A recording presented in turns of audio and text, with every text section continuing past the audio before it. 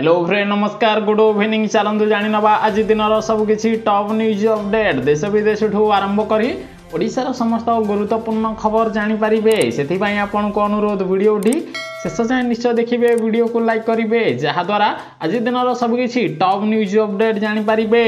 परवर्ती खबर मुंड पिछा बिजुली उपयोग ओडिशा तृतीय पूर्व भारत में प्रथम ओडिशा सेबड़े विद्युत उपयोग करिबारे ओडिशा बहु राज्य तुलन में उन्नत स्थिति रही 2021-22 आर्थिक वर्ष में राज्यर मुंड पिछा विद्युत उपयोग 2.26 मेगावाट रही जहाँ सारा देश में तृतीय स्थान रही ओडिशा बोली खबर मिली।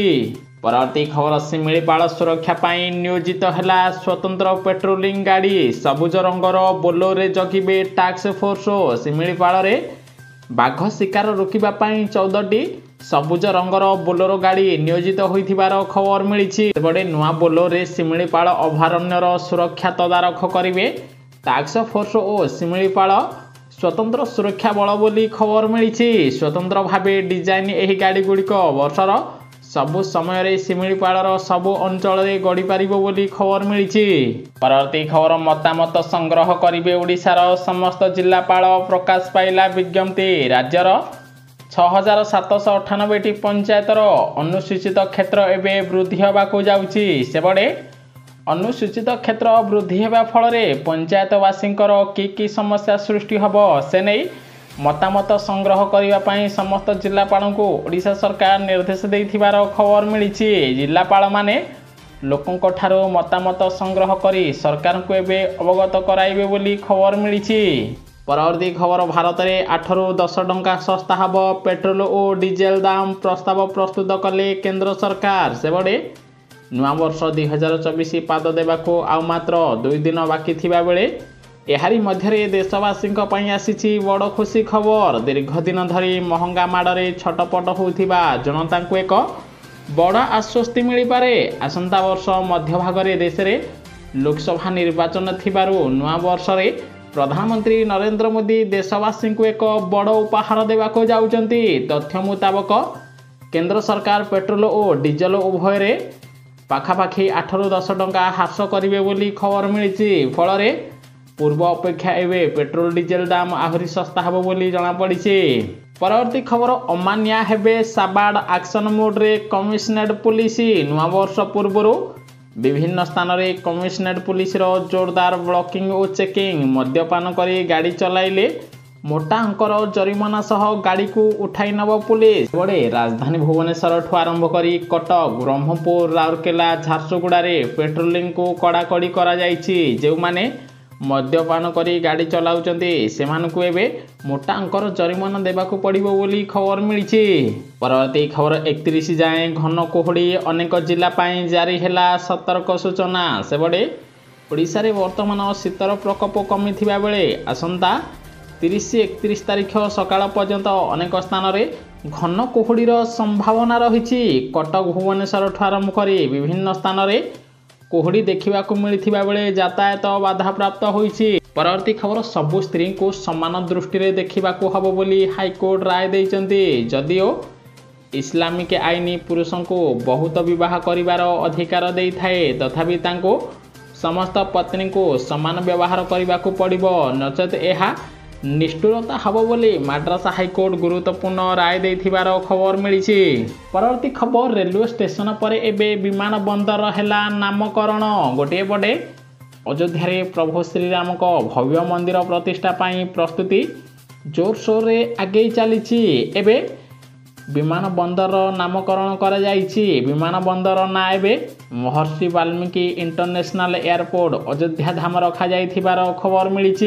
परवर्ती खबर ओडिशा रे भय बढ़ाउछि कोरोना भाइरस। देश रे संक्रमित संख्या रेकर्ड स्तर रे वृद्धि पाउथिबा बेले एबे ओडिशा रे बढ़िछि चिंता। गत 24 घंटा रे ओडिशा रे पुणी 5 जण नुआ कोरोना संक्रमित व्यक्ति चिन्हट होइचंती। एहाको मिसेई राज्य रे कोविड आक्रांतक संख्या 13 पहुंची। तेणु समस्त को सतर्कता रही राज्य सरकार परामर्श देथिबार खबर मिली। परवर्ती खबर महिला स्वर पालुटी ओडिशा ओडिशा सबुठो आगरे। सेबड़े बाचस्पति चौकी प्रशासन मिशन शक्ति आंदोलन विरोधी स्वर विज्ञान खेल ସବୁଠି ଏବେ ମହିଳାମାନେ ଆଗରେ ରହିଛନ୍ତି। ପୁରୁଷଙ୍କ ସହ ମହିଳାଙ୍କୁ ସମାନ ଅଧିକାର ଏବେ ଆଉ ପ୍ରସଙ୍ଗ ହୋଇ ରହିନାହିଁ। କାରଣ ଅନ୍ୟ ରାଜ୍ୟ ତୁଳନାରେ ଓଡ଼ିଶାର ମହିଳାମାନେ ଢେର ଆଗକୁ ଯାଇଥିବାର ଖବର ମିଳିଛି।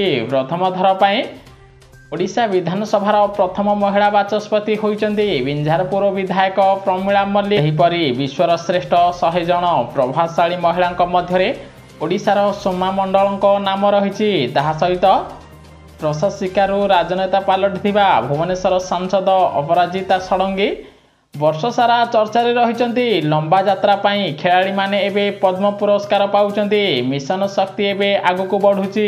ଅନ୍ୟ ରାଜ୍ୟ ତୁଳନାରେ ଓଡ଼ିଶାର ମହିଳାମାନେ ଆଗକୁ ବଢ଼ୁଥିବାର ଖବର ମିଳିଛି। ପରବର୍ତ୍ତୀ ଖବର, ଯବାନ ହାତରେ ଧରା ପଡ଼ିଲା ପାକିସ୍ତାନର ତାଲିମପ୍ରାପ୍ତ ବାଜ।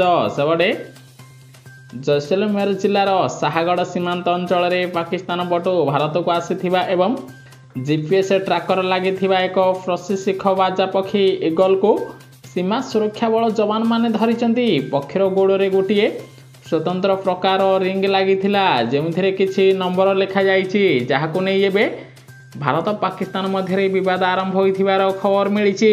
ପରବର୍ତ୍ତୀ ଖବର, ଓଡ଼ିଶାରେ ପହଞ୍ଚିଲେ କେନ୍ଦ୍ର ଶିକ୍ଷାମନ୍ତ୍ରୀ ଧର୍ମେନ୍ଦ୍ର ପ୍ରଧାନ। ଭୁବନେଶ୍ୱର କ୍ଲବ 73 ପକ୍ଷରୁ ଆୟୋଜିତ ଫୁଟବଲ ଟୁର୍ଣ୍ଣାମେଣ୍ଟର ଉଦ୍ଯାପନୀ ଉତ୍ସବରେ କରିବେ ଯୋଗଦାନ। ରାତିରେ ଭୁବନେଶ୍ୱର ରେଳ ଷ୍ଟେସନରୁ ଟ୍ରେନ୍ ମାଧ୍ୟମରେ ସମ୍ବଲପୁର ଗସ୍ତ କରିବେ ଧର୍ମେନ୍ଦ୍ର ପ୍ରଧାନ ବୋଲି ଖବର ମିଳିଛି। ପରବର୍ତ୍ତୀ ଖବର, ସରକାରଙ୍କ ବଡ଼ ପଦକ୍ଷେପ ଯୋଗୁଁ ପ୍ରଥମ ଥର ପାଇଁ ଭବାନୀପାଟଣାରୁ ବିଶାଖାପାଟଣାକୁ ଗଡ଼ିଲା ଟ୍ରେନ୍। ଲୋକସଭା ସାଂସଦ ବସନ୍ତ ପଣ୍ଡା ଓ ରାଜ୍ୟସଭା ସାଂସଦ ସୁଜିତ କୁମାର ଭବାନୀପାଟଣା ରେଳ ଷ୍ଟେସନରେ ଭବାନୀପାଟଣା ବିଶାଖାପାଟଣା ପାସେଞ୍ଜର ଟ୍ରେନ୍କୁ ଆରମ୍ଭ କରିଥିଲେ। Train number 08504 Visakhapatnam Rayagada Visakhapatnam passenger ଟ୍ରେନ୍କୁ ଭବାନୀପାଟଣା ପର୍ଯ୍ୟନ୍ତ ସମ୍ପ୍ରସାରଣ ଆରମ୍ଭ କରାଯାଇଥିବାର ଖବର ମିଳିଛି। ଏହି ଟ୍ରେନ୍ ପ୍ରତିଦିନ ଚଳାଚଳ କରିବ। ଭବାନୀପାଟଣାରୁ ଏହି ଟ୍ରେନ୍ ରାତି 1:15 ଛାଡ଼ିବ ଏବଂ ବିଶାଖାପାଟଣାରେ ସକାଳ 10ଟାରେ ପହଞ୍ଚିବ ବୋଲି ଖବର ମିଳିଛି। ଏ ଖବର, ଗଞ୍ଜାମ ପାଇଁ ଦାଦନ ଦୁଃଖର ବର୍ଷ, 40 ମଲେଣି। ତାମିଲନାଡୁରେ ଆଖି ବୁଜିଲେ ଆଉ ଜଣେ ଯୁବକ। ସେପଟେ ପେଟ ପୋଷିବା ପାଇଁ ସଂଘର୍ଷ ଚାଲିଛି। ଗଞ୍ଜାମ ଜିଲ୍ଲାରୁ ସର୍ବାଧିକ ଲୋକ ବାହାର ରାଜ୍ୟରେ ରହି ଦାଦନ ଖଟୁଛନ୍ତି। ହେଲେ 2003 ମସିହା ଯେମିତି ଜିଲ୍ଲାବାସୀଙ୍କ ପାଇଁ ଦାଦନ ଦୁଃଖର ବର୍ଷ ପାଲଟିଛି। ଜାନୁଆରୀରୁ ଡିସେମ୍ବର ଭିତରେ ଜିଲ୍ଲାରେ 40 ଶ୍ରମିକ ବାହାର ରାଜ୍ୟ ଓ ବିଦେଶରେ ମୃତ୍ୟୁବରଣ କରିସାରିଲେଣି। ଓ ଏହି ତାଲିକାରେ ଯୋଡ଼ି ହୋଇଛି ପୁଣି ଏକ ଦୁଃଖଦ ଅଧ୍ୟାୟ। ପରିବାର ପ୍ରତିପୋଷଣ ପାଇଁ ତାମିଲନାଡୁର କୋଏମ୍ବାଟୁର ସହରକୁ ଯାଇଥିବା ଜିଲ୍ଲାର ଜଣେ ଯୁବକ ଅକାଳ ମୃତ୍ୟୁ ଘଟିଛି। ମୃତକ ଜଣକ ହେଉଛନ୍ତି ମୁଦୁପଲ୍ଲୀ ପଞ୍ଚାୟତ ହାସନପଲ୍ଲୀ ଗ୍ରାମର ଲଡୁ ନାୟକଙ୍କ ପୁଅ ମିଟୁ ବୋଲି ଖବର ମିଳିଛି। ଏଠି ଗୋଟିଏ ପ୍ରଶ୍ନ ଉଠୁଛି, ଓଡ଼ିଶାକୁ ଦୀର୍ଘ ବର୍ଷ ଧରି ରାଜ୍ୟ ସରକାର ଶାସନ କରୁଥିଲେ ମଧ୍ୟ ବର୍ତ୍ତମାନ ସୁଦ୍ଧା ଗଞ୍ଜାମ ଜିଲ୍ଲାରୁ ଦାଦନ ଦୁଃଖ ହଟୁନଥିବାର ଖବର ମିଳିଛି। ଫଳରେ ଲୋକମାନଙ୍କ ମଧ୍ୟରେ ଅସନ୍ତୋଷ ବୃଦ୍ଧି ପାଉଥିବାର ଖବର ଆସିଛି। ପରବର୍ତ୍ତୀ ଖବର, 23 ବର୍ଷ ହେଲା ଆବାସ ଘର ସ୍ୱପ୍ନ, ସରକାରଙ୍କ ଯୋଜନା ଉପରେ ଉଠିଲା ପ୍ରଶ୍ନ। ସେପଟେ ସରକାରଙ୍କ ପକ୍ଷରୁ ବାସହୀନ ଗରିବ ପରିବାରଙ୍କୁ ଆବାସ ଯୋଜନାରେ ଗୃହ ନିର୍ମାଣ ପାଇଁ ସହାୟତା ଯୋଗାଇ ଦିଆଯାଉଛି। ହିତାଧିକାରୀ ଚୟନ କରିବା ଲାଗି ବିଭିନ୍ନ ମାନଦଣ୍ଡ ମଧ୍ୟ ରହିଛି। ହେଲେ ଏହି ସମସ୍ତ ନିୟମକୁ ଯେପରି କେହି ମାନିବା ପାଇଁ ପ୍ରସ୍ତୁତ ନୁହନ୍ତି, ସବୁ ନିୟମକୁ ଦଳି ମକଚି ଦିଆଯାଉଛି। ଫଳରେ ଯୋଗ୍ୟ ହିତାଧିକାରୀଙ୍କ ଲାଗି ଆସୁଥିବା ପକ୍କା ଘର ବଡ଼ ବଡ଼ିଆ ଲୋକଙ୍କୁ ମିଳୁଥିବାର ଖବର ମିଳିଛି। ଦେଖାଯାଇଛି କେଉଁଠି କୋଠା ଘର ଥିବା ଲୋକଙ୍କୁ ଏହି ଯୋଜନାରେ ସାମିଲ କରାଯାଇଛି ତ କେଉଁଠି ସ୍ୱାମୀ ଓ ସ୍ତ୍ରୀ ଉଭୟ ଏହି ଯୋଜନାର ଲାଭ ଉଠାଉଛନ୍ତି। ସବୁଠାରୁ ବଡ଼ କଥା ହେଉଛି ଢେଙ୍କାନାଳ ଜିଲ୍ଲା ଭୁବନ ବ୍ଲକରେ ଏମିତି ଏକ ଗାଁ ରହିଛି ଯେଉଁ ଗାଁର କୌଣସି ଲୋକ ଏହି ଯୋଜନାରେ ସାମିଲ ହୋଇପାରିନାହାନ୍ତି। ଫଳରେ 23 ବର୍ଷ ହେଲା ଏହି ଗାଁ ଲାଗି ଆବାସ ଯୋଜନା ସ୍ୱପ୍ନ ପାଲଟିଥିବାର ଖବର ମିଳିଛି। ଫଳରେ ଲୋକମାନଙ୍କ ମଧ୍ୟରେ ଅସନ୍ତୋଷ ବୃଦ୍ଧି ପାଉଛି। ଭୁବନ ବ୍ଲକ ସୁରପ୍ରତାପପୁର ପଞ୍ଚାୟତ ଅନ୍ତର୍ଗତ ଟିପିଲେଇ ଗ୍ରାମରେ ସ୍ୱାମୀ ସ୍ତ୍ରୀଙ୍କ ନାମରେ ପୃଥକ ଭାବେ 2ଟି ଆବାସ ଯୋଜନାରେ ପକ୍କା ଘର ମିଳିଥିବା ବେଳେ ଏହି ବ୍ଲକ ଏକତାଳି ପଞ୍ଚାୟତ ରୋଡଙ୍ଗ ଗ୍ରାମରେ 23 ବର୍ଷ ବିତି ଯାଇଥିଲେ ବି କାହାକୁ ମିଳିନି ପକ୍କା ଘର, ଯାହାକୁ ନେଇ ସରକାରଙ୍କ ଯୋଜନା ଉପରେ ପ୍ରଶ୍ନ ଉଠାଇଛନ୍ତି ଗ୍ରାମବାସୀ ବୋଲି ଖବର ମିଳିଛି।